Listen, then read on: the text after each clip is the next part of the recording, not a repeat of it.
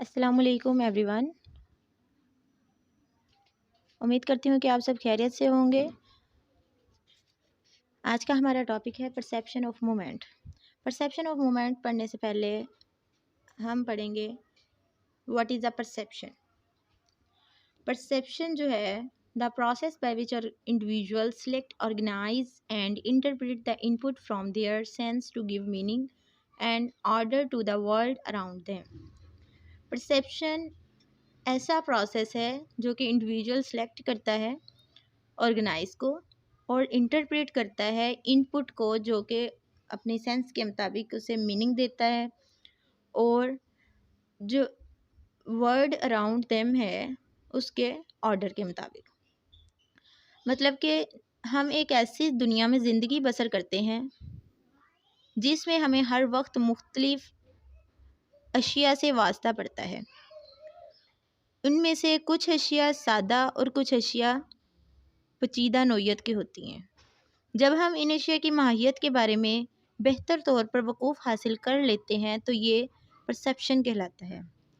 Perception سے ہم ان تمام اشیاء کا وقوف حاصل کرتے ہیں جو ہمارے محسوسات کے دائرے میں آتی ہیں۔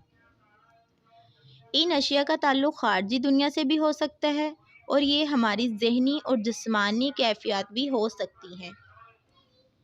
نیکسٹ ہے perception of moment. Perception of movement involves the visual message from the eye and kinesthetic message from the muscle۔ جب ہماری آنکھ وقت کے تناظر میں جگہ تبدیل کرتے ہوئے اشیاء کا تعاقب کرتی ہے تو ہم حرکت کا ادراک کرتے ہیں۔ ٹھیک ہے، حرکت کرتی ہوئی اشیاء کا وقوف حاصل کرنا حرکت کا ادراک کہلاتا ہے، مطلب کہ پرسیپشن آف مومنٹ کہلاتا ہے۔ کسی چیز کا وقت کے ساتھ ساتھ اپنی جگہ تبدیل کرنا حرکت کے زمرے میں آتا ہے۔ ہم روزمرہ زندگی میں بے شمار اشیاء کو حرکت کرتے ہوئے دیکھتے ہیں۔ گاڑیاں، جہاز، پرندے، جانور اور افراد ایک جگہ سے دوسری جگہ جاتے ہوئے نظر آتے ہیں۔ جگہ تبدیل کرتے ہوئے مہیجات کا وقوف حاصل کرنا ہی حرکت کا ادراک کہلاتا ہے۔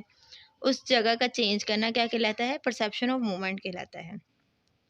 پرسیپشن آف مومنٹ میں آنکھ کو وصول ہونے والا بصری تاثر اور عضویات کے اندرونی حصوں کی مدد سے وصول ہونے والا تاثر شامل ہوتا ہے۔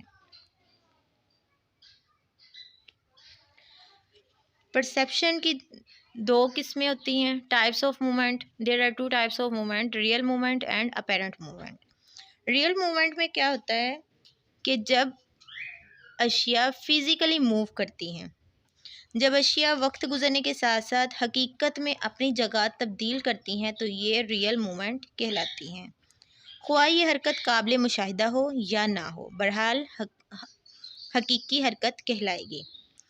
For example humans, animals, birds, گاڑیاں، اسکوٹر، سائیکل ایک جگہ سے دوسری جگہ منتقل ہوتے ہیں، یہ قابل مشاہدہ حقیقی حرکت کہلاتی ہے، جبکہ اس کے برعکس گھڑی کی سوئی یا بندوق سے فائر کی گئی گولی حقیقی حرکت کے باوجود قابل مشاہدہ نہیں ہوتی۔ نیکسٹ ہے apparent moment. Apparent moment is a subjective perception.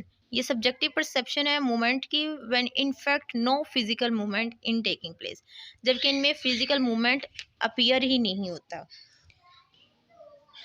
جب وقت گزرنے کے ساتھ ساتھ اپنی جگہ تبدیل نہ کرے مگر حرکت کرتا ہوا نظر آئے تو اسے ظاہری حرکت کہتے ہیں، مطلب کہ اپیرنٹ مومنٹ کہتے ہیں۔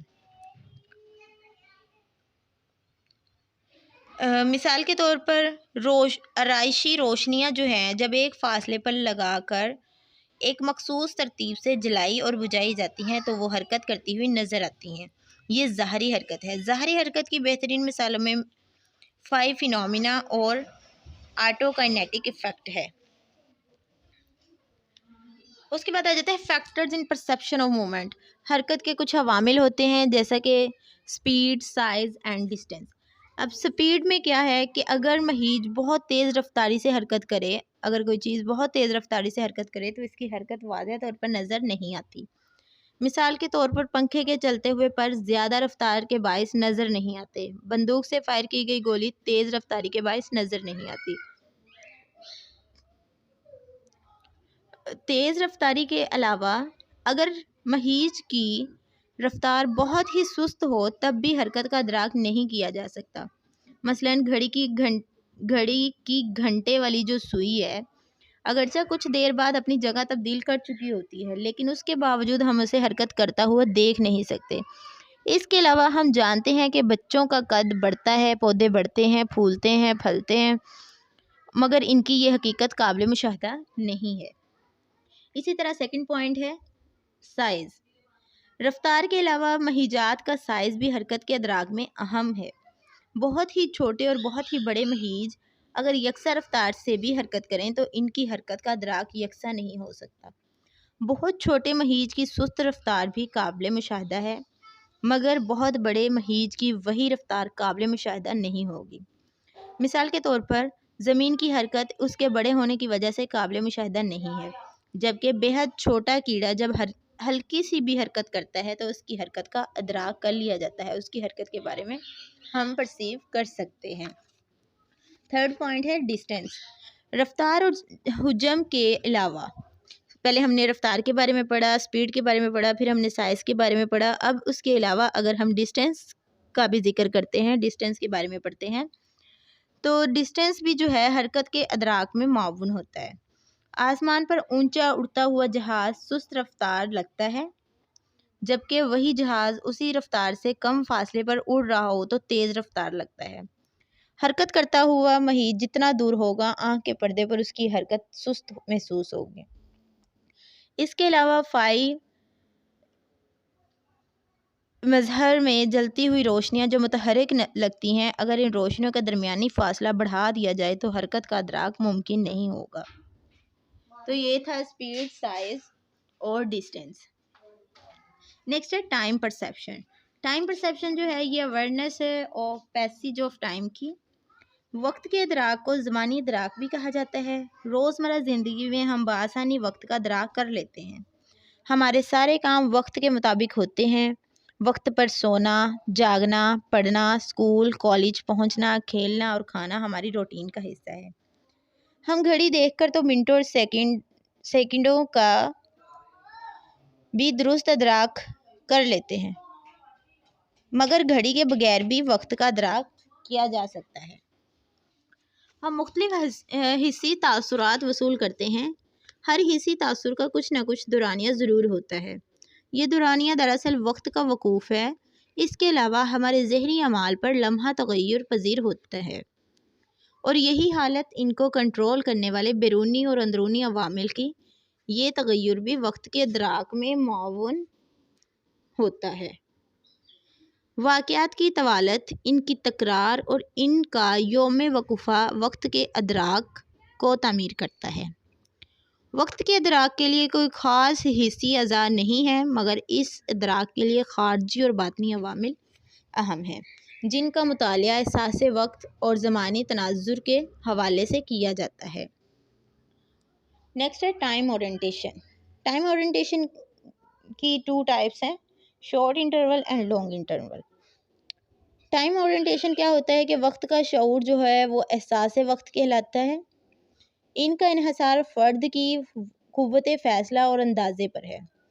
ہم وقت کا اندازہ مختلف واقعات کے حوالے سے کرتے ہیں۔ واقعات کے دورانیے یا واقعات کے درمیان وقفوں سے بھی وقت کا ادراک ہوتا ہے۔ دورانیہ یا وقفے مختصر ہو سکتے ہیں اور طویل بھی۔ 2 ٹائپس ہیں اس کی، short interval and long interval.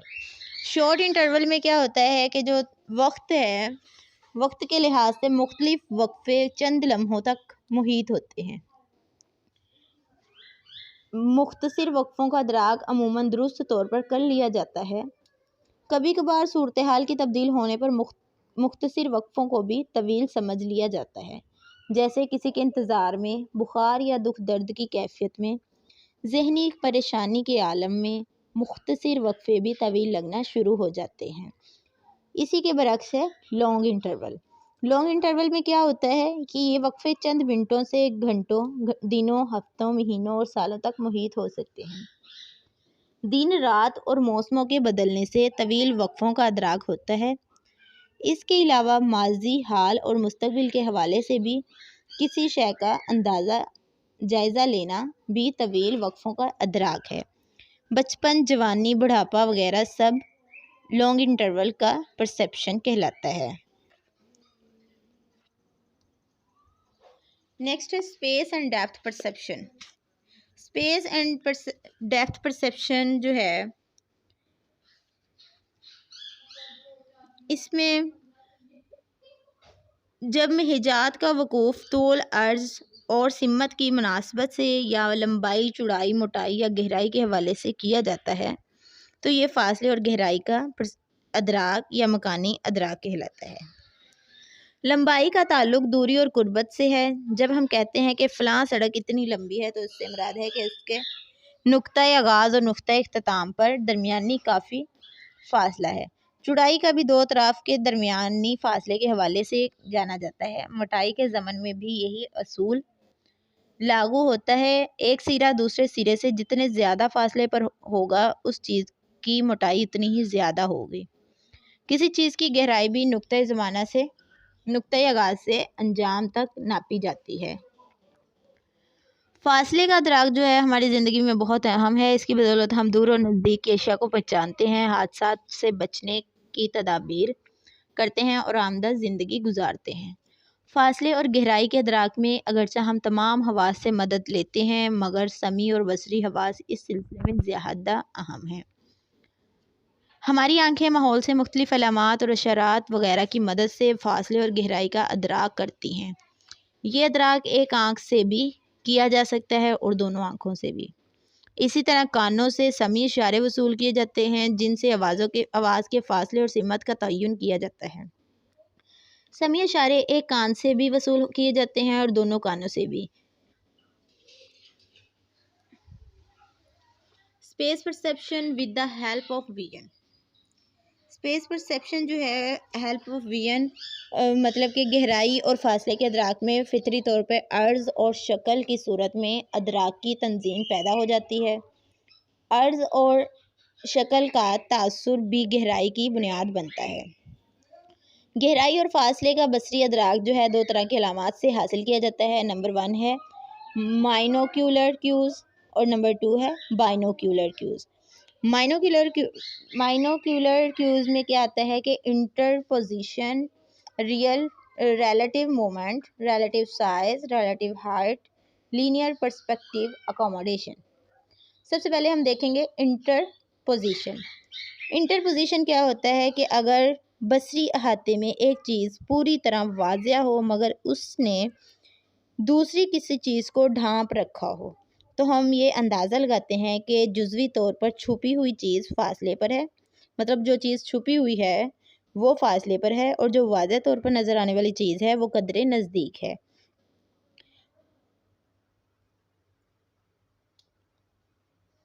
Next ہے ریلیٹیو مومنٹ۔ ریلیٹیو مومنٹ کیا ہے کہ ہمارے بصری احاطے میں جس انداز سے چیزیں گزرتی ہیں اس سے ان کے فاصلے کا ادراک ہوتا ہے، ان کے فاصلے کا پرسیپشن ہوتا ہے، ہم پرسیو کرتے ہیں۔ بصری احاطے میں تیزی سے گزرنے والی اشیاء قربت کا تاثر پیدا کرتی ہیں۔ مثلاً گاڑی میں سفر کرتے وقت قریب کی اشیاء بہت تیزی سے مخالف سمت میں حرکت کرتی ہوئی نظر آتی ہیں، اس سے ذرا فاصلے کی چیزیں قدرے کم رفتار سے مخالف سمت میں حرکت کرتی نظر آتی ہیں، اور زیادہ دور کی چیزیں بہت کم رفتار سے اسی سمت میں حرکت کرتی ہوئی نظر آتی ہیں۔ ان کی حرکت کو سمت اور رفتار فاصلے کا ادراک پیدا کرتی ہیں۔ نیکسٹ ہے ریلیٹیو سائز۔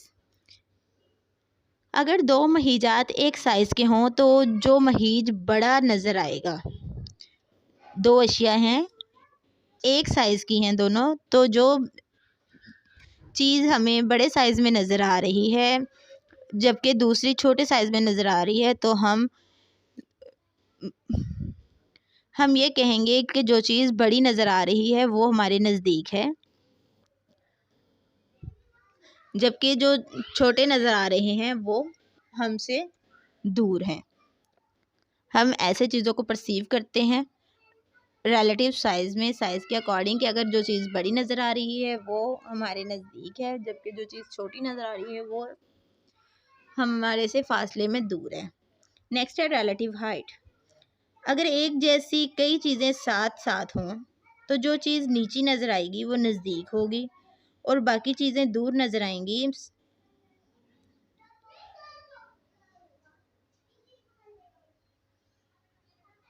اس کے بعد ہے لینئر پرسپیکٹیو۔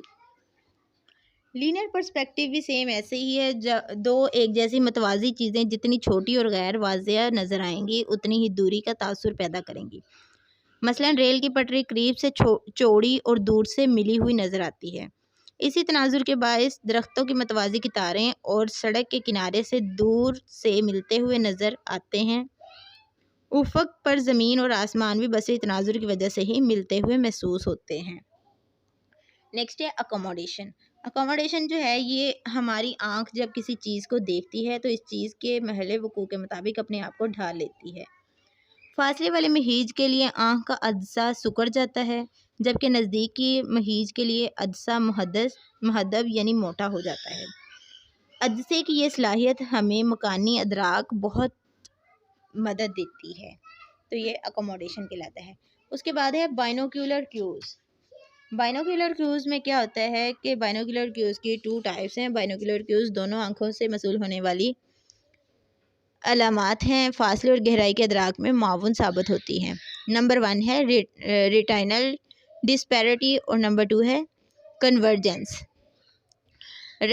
ریٹائنل ڈسپیرٹی جو ہے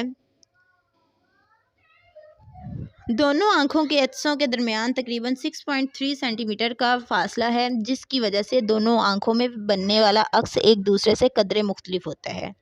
اسی فرق کو ریٹینل ڈسپیرٹی بھی کہا جاتا ہے۔ ہماری آنکھوں کے بصری احاطے اگرچہ مختلف ہیں لیکن ہم دونوں آنکھوں سے دیکھ رہے ہوتے ہیں تو بصری احاطے کا یہ اختلاف نمایاں نہیں ہوتا۔ اگر ہم ایک ہی مہیج کو باری باری دونوں آنکھوں سے دیکھیں تو یہ اختلاف نمایاں ہو جاتا ہے، یعنی جب ہم دائیں آنکھ سے دیکھتے ہیں تو بصری احاطے کا دایاں حصہ زیادہ واضح ہوتا ہے، بائیں کم واضح ہوتا ہے۔ اسی طرح اگر دائیں آنکھ بند کر کے ہم بائیں آنکھ سے دیکھیں تو یہ اسی کے بالکل برعکس ہوگا۔ اس کے بعد ہے کنورجنس۔ کنورجنس جو ہے ہماری آنکھوں کے عضلات میں لچک پائی جاتی ہے۔ اگر دور سے قریب آتے ہوئے مہیج کو ٹکٹکی باندھ کر دیکھا جائے تو آنکھوں کی پوزیشن بھی ساتھ ساتھ بدلنا شروع ہو جائے گی۔ آپ اپنے ہم جماعت کی آنکھوں کے سامنے کچھ فاصلے پر پینسل رکھیں، یہ ایکسپیریمنٹ کر کے دیکھیے گا۔ اسے ٹکٹکی باندھ کر پینسل کی طرف دیکھنے کو کہیں۔